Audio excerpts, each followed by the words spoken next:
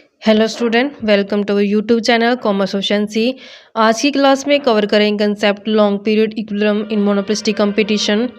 इससे last class में हमने कवर किया था short term equilibrium in monopolistic competition. अगर अभी तक आपने लास्ट क्लास नहीं देखिए ताकि आपके स्टडी में कंसिस्टेंसी बनी रहे। अगर अभी तक आपने मेरे YouTube channel commerce option C को सब्सक्राइब नहीं किया, सब्सक्राइब कीजिए और बेल आइकन जरूर प्रेस कीजिए ताकि जब भी मैंने वीडियोस अपलोड करूं सबसे पहले नोटिफिकेशन के पास जाए, आप वीडियोस को सबसे पहले देखिए और आपकी स्टडी बूस्टअप हो। सबसे पहले इस कॉन्सेप्ट को हम ओवरव्यू के पॉइंट ऑफ व्यू समझते हैं कि ओवरव्यू मतलब कि क्या इसके अंदर मेन चीज़ है, उसको समझने की कोशिश करते हैं कि लॉन्ग रन में क्या होता है बच्चों। इतना इनफ टाइम होता है कि जहाँ पे जो फर्में होती हैं वो अपने आउटपुट के लेवल को एडजस्ट कर सकती हैं अकॉर्डिंग टू डिमांड। यानी कि इनफ टाइम होता है जहाँ पे फिक्स फैक्टर और वेरिएबल फैक्टर दोनों को ही चेंज किया जा सकता है आउटपुट को बढ़ाने के लिए। तो यहाँ पे नेक्स्ट ये चीज़ होता है कि लॉन्ग रन के अंदर आसानी से इतना इनफ टाइम मिल जाता है फर्मों को एंट्री करने के लिए और एग्जिट करने के लिए मार्केट को। तो यहाँ पे जो वर्ड यूज़ किया जाता है इंडस्ट्री के बजाय ग्रुप वर्ड का इस्तेमाल किया जाता है कि ग्रुप के अंदर आसानी से फर्में एंटर कर जाती हैं और पुरानी फर्में छोड़ के चली जाती हैं। इतना इनफ टाइम है जो उनको एडजस्टमेंट का मिल जाता है।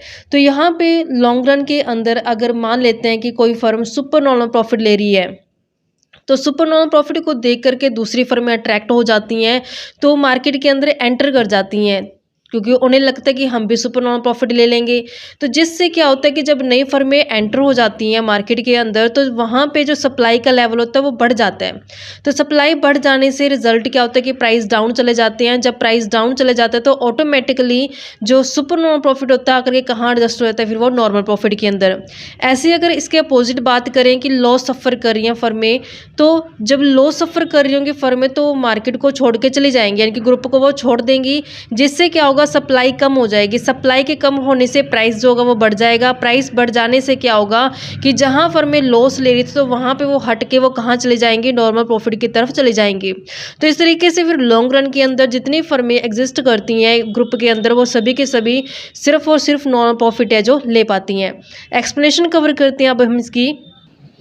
बुकिश एक्सप्लेनेशन कहते हैं कि लॉन्ग पीरियड के अंदर इतना टाइम पीरियड होता है हर एक फर्म को कि वो एडजस्ट कर सकती है अपने प्रोडक्शन कैपेसिटी को डिमांड के हिसाब से, यानी कि डिमांड को पूरा करने के लिए एक फर्में अपने आउटपुट के लेवल को जो चेंज कर सकती हैं।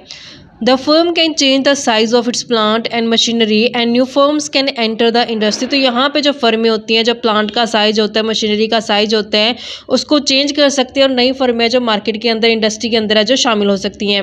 लॉन्ग पीरियड के अंदर हर एक जो फर्म होते हैं प्रोड्यूस करते हैं उस लिमिट तक जहाँ पे मार्जिन रिवेन्यू इक्वल आ जाता है लॉन्ग रन मार्जिनल कॉस्ट के। लॉन्ग रन के अंदर जो फर्म होती है वो सिर्फ नॉर्मल प्रॉफिट ले पाती है। No firms can get super normal profit in the long run. कोई भी फर्में सुपर नॉर्मल प्रॉफिट है जो नहीं ले पाती लॉन्ग रन के अंदर। रीजंस क्या है कवर करते हैं। सबसे पहला रीजन होता है कि अगर एक फर्म सुपर नॉर्मल प्रॉफिट ले रही होगी तो बहुत सारी नई फर्में जो अट्रैक्ट हो जाएंगी एंट्री करने के लिए इंडस्ट्री के अंदर, क्योंकि यहाँ पे एंटर एग्जिट फ्री होता है।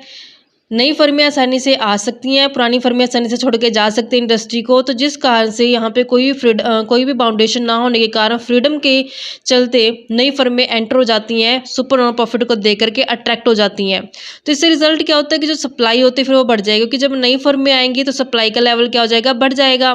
तो टोटल सप्लाई जो होती है वो डिस्ट्रीब्यूट हो जाती है large number of firms and they will deprive of super normal profit. तो यहाँ पे जो सप्लाई होती है टोटल सप्लाई फिर वो डिस्ट्रीब्यूट हो जाती है। हर एक फर्म के हिस्से में फिर थोड़ा ही हिस्सा आता है कि वो सप्लाई कर पाए, जिससे सुपर नॉर्मल प्रॉफिट जो होता है फर्म का वो किस में कन्वर्ट हो जाता है, सिर्फ नॉर्मल प्रॉफिट में कन्वर्ट हो जाता है।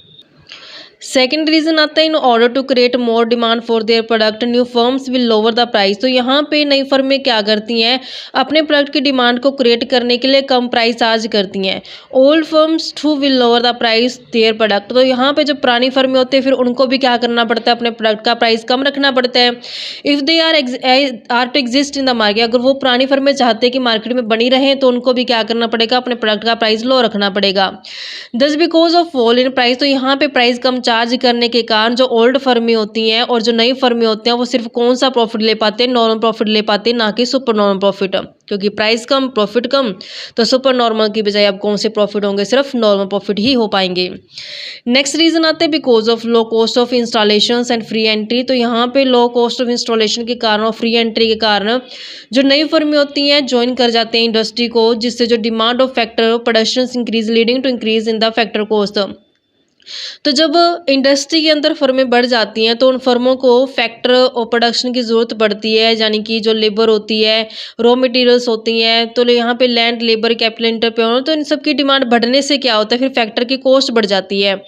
फैक्टर कॉस्ट क्या होती है, जैसे लैंड के ऊपर रेंट देना, रेंट क्या कहलाता है, फैक्टर की कॉस्ट कहलाता है। जैसे अब इसको समझते हैं हम, फैक्टर और कॉस्ट क्या होता है।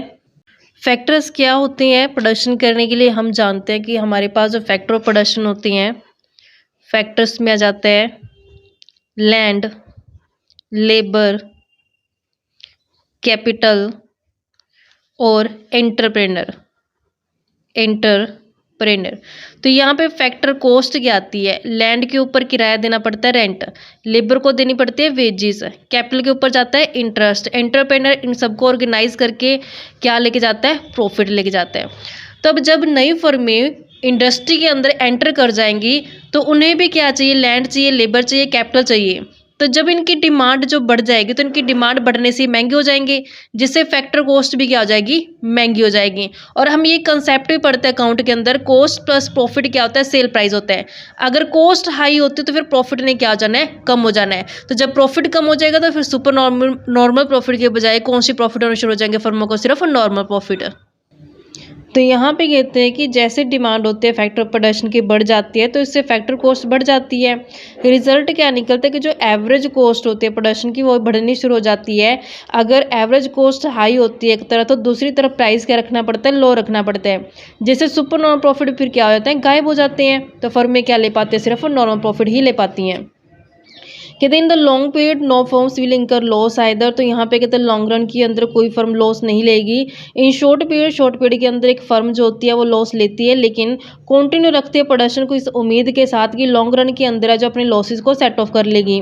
तो यहाँ पे अगर वो सफ़र करती है लॉस लॉन्ग रन के अंदर, तो यहाँ पे उसके लिए बेटर यही रहेगा कि अपने बिजनेस को बंद कर दे और इंडस्ट्री को छोड़ के चली जाए। शॉर्ट रन में लॉस तो सफ़र कर लेगी, लेकिन लॉन्ग रन के अंदर लॉस सफ़र नहीं कर पाएगी एक फर्म, इस कारण से इंडस्ट्री को छोड़ के चली जाएगी। When losing firms quit the industry, तो यहाँ पे जो लॉस करने वाली फर्में होती हैं इंडस्ट्री को छोड़ के चले जाते हैं, तो जिससे टोटल सप्लाई जो होती है वो कम पड़ जाती है एज कम्पेयर टू डिमांड। जब सप्लाई कम हो जाती है तो रिजल्ट क्या निकलता है कि प्राइसेस बढ़ जाते हैं।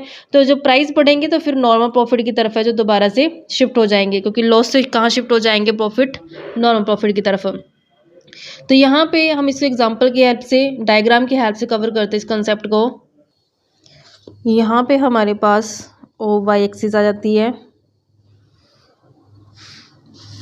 और ये ओ एक्स एक्सिस है।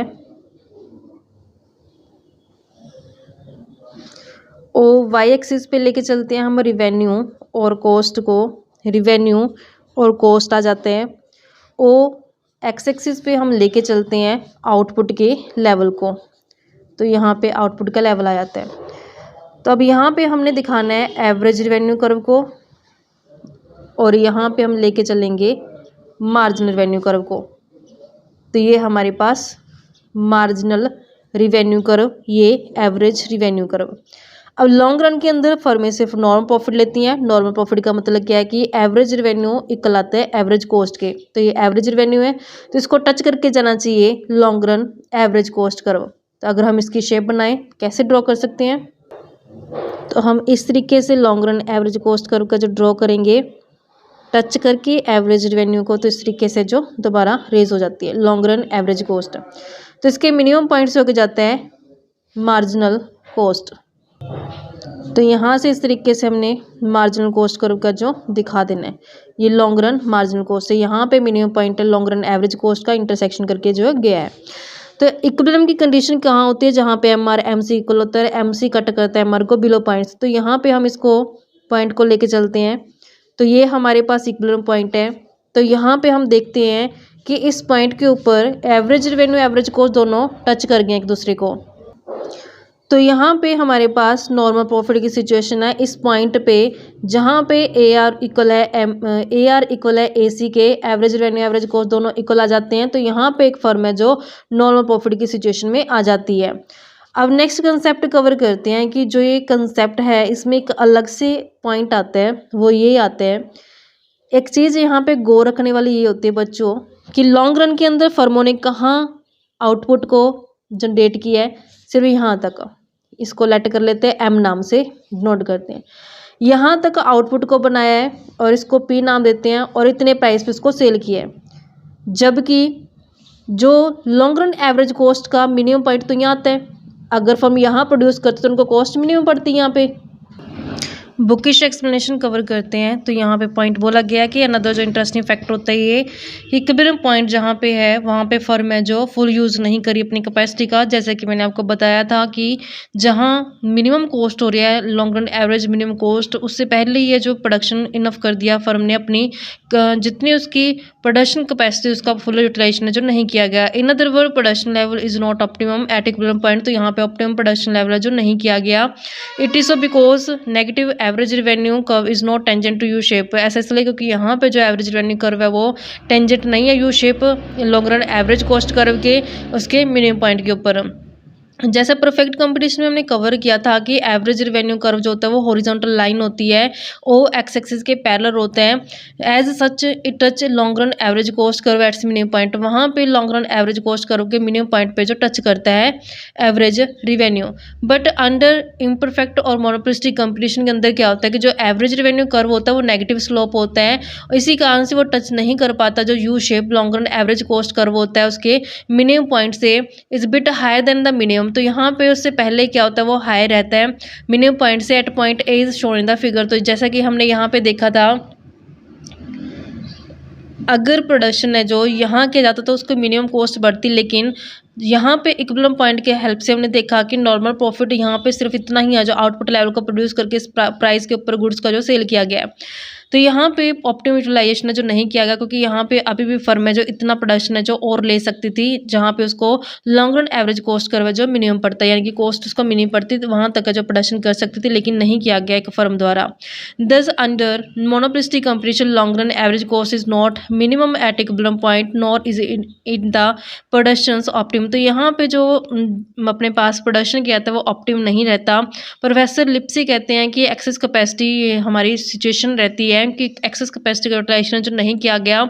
यहाँ पे कहना कि ज़्यादा इसमें ये कंक्लूजन निकलता है कि in spite of the negative demand curve as the in monopoly a firms operating under monopolistic competition यहाँ से only normal profit in the long run. तो यहाँ पे कहते हैं कि जो मोनोपोलिस्टिक कंपटीशन होता है वहाँ पे फर्में सिर्फ नॉर्मल प्रॉफिट जो ले पाते हैं लॉन्ग रन के अंदर। Price under imperfect competitions is a higher than the under perfect competition. जो परफेक्ट कंपटीशन होता है उससे कंपेरेटिवली इम्परफेक्ट कंपटीशन का जो प्राइस रहता है वो हाई रहता है and is more than the marginal cost, और मार्जिनल कॉस्ट से ज़्यादा रहता है। नेक्स्ट आता है कि under imperfect competitions a firms has a tendency to show excess capacity in the long run. तो यहाँ पे इम्परफेक्ट कंपटीशन के अंदर फर्म के पास टेंडेंसी रहती है एक्सेस कैपेसिटी को शो करने की लॉन्ग रन में। नेक्स्ट पॉइंट बनता है कि जो नंबर ऑफ फर्म्स होती हैं वो लार्ज होती हैं but they are incapable of making full use of their production capacity. यहाँ पे बहुत ज़्यादा फर्में होती हैं लेकिन फिर भी सभी फर्में अपनी फुल कैपेसिटी जो होती है प्रोडक्शन की उसका यूज़ नहीं कर पाती हैं। एज ए रिजल्ट क्या निकलता है कि जो लेवल ऑफ प्रोडक्शन होता है वो हमेशा ऑप्टिमम लेवल से क्या रहता है, कम रहता है। कि जैसे हमने देखा था कि यहाँ पे ऑप्टिमम कहाँ तक हो सकता था, जहाँ पे उसकी कॉस्ट भी नहीं पड़ती, यहाँ तक हो सकता था, लेकिन उसने प्रोडक्शन सिर्फ यहाँ तक की है। तो ऑप्टिमम लेवल से क्या कम प्रोडक्शन को जो किया गया फर्मों द्वारा। Lack of optimum production means waste of scarce natural resources. यहाँ पे अगर ऑप्टिमम प्रोडक्शन नहीं किया गया तो मतलब क्या है कि जो नेचुरल रिसोर्सेज हैं, स्कार्स रिसोर्सेज, उनका जो सही तरीके से इस्तेमाल नहीं किया गया है। It will of advantage to know. तो यहाँ पे कहते हैं यहाँ पे फ़ायदेमंद है कि अपन जान लें long run equilibrium under different market situations के अंदर, जैसे परफेक्ट कंपटीशन, मोनोपोलिस्टिक कंपटीशन और मोनोपोली में। परफेक्ट कंपटीशन में क्या होता है, मार्जिन रेवेन्यू इक्वल होती है लॉन्ग रन मार्जिन कॉस्ट के। प्राइस को एवरेज रेवेन्यू बोला जाता है। Long run margin cost, long run average cost, margin cost सभी इक्वल होते हैं। मोनोपोलिस्टिक कंपटीशन के अंदर marginal revenue long run margin cost equal होती है। यहाँ पे जो प्राइस होते हैं इक्वल होते हैं लॉन्ग रन एवरेज कॉस्ट के, लेकिन ग्रेटर देन होता है लॉन्ग रन मार्जिन कॉस्ट के। मोनोपोली के अंदर मार्जिन रेवेन्यू इक्वल होती है लॉन्ग रन मार्जिन कॉस्ट के। प्राइस यानी कि जो एवरेज रेवेन्यू ग्रेटर रहती है लॉन्ग रन मार्जिन कॉस्ट से, और ग्रेटर रहते हैं ये average long run average cost से। तो कहते हैं कि यहाँ से इस चीज़ का ये एविडेंट मिलता है, सबूत मिलता है इससे कि लॉन्ग रन इक्विलिब्रियम के अंदर परफेक्ट कंपटीशन में जो प्राइस होता है वो इक्वल होता है मार्जिनल और एवरेज कॉस्ट के। मार्जिनल कॉस्ट के एवरेज कॉस्ट के इक्वल रहता है जो प्राइस रहता है, जबकि मोनोपोलिस्टिक कंपटीशन के अंदर जो प्राइस होता है वो इक्वल रहता है एवरेज कॉस्ट के। एवरेज कॉस्ट के इक्वल रहता है प्राइस, लेकिन यहाँ पे देखा कि जैसे हमने average cost equal to long run average cost, लेकिन ग्रेटर देन मार्जिनल कॉस्ट, लेकिन किससे ज़्यादा है, मार्जिनल कॉस्ट से ज़्यादा है। मोनोपोली के अंदर इस सिचुएशन में क्या था, on the contrary price is greater than both marginal and average cost. तो यहाँ पे जो प्राइस रहता है वो लॉन्ग रन मार्जिनल कॉस्ट से एवरेज कॉस्ट दोनों से ज़्यादा रहता है। तो इस तरीके से हमारे पास कंसेप्ट बनता था बच्चों long run equilibrium of the firms. I hope कि आपको क्लियर हो गया होगा। नेक्स्ट क्लास में कवर करेंगे ग्रुप इक्विलिब्रियम का कंसेप्ट। ऐसे ही रेगुलर क्लास देखने के लिए आप मेरे यूट्यूब चैनल कॉमर्स एफिशिएंसी को सब्सक्राइब, लाइक और शेयर करें। बेल आइकन जरूर प्रेस करें ताकि जब भी मैं न्यू वीडियोस अपलोड करूँ सबसे पहले नोटिफिकेशन के पास जाए, आप वीडियोज़ को सबसे पहले देखकर आपकी स्टडी बूस्टअप हो।